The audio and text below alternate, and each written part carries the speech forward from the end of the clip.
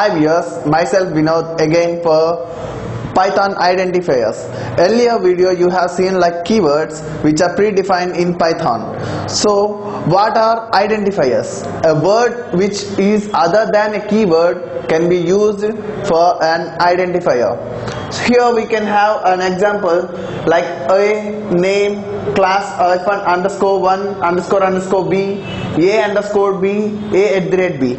Here we have different type of identifiers which we can clearly observe. Here a equals to 10, where a consists a value of 10, and here a is an identifier.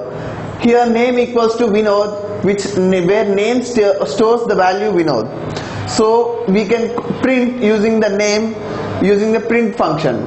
Next, let us see here. We have seen that class is a keyword, so we can't use class for an identifier. What we have to do? We can use a special character called underscore and numericals in identifiers. So we can use underscore, numericals and string functions for defining identifiers. So here we have, let us take another example, that a underscore b equals to 20. So a underscore b will store a value of 20, but if we take a special character @b equals to 30, which is a wrong denotation of an identifier, where we can use a keyword along with an underscore and numericals for defining or saving a particular variable name. Here we have seen another thing like underscore identifier b character. So underscore b. This can be used, but this can be called as encapsulation.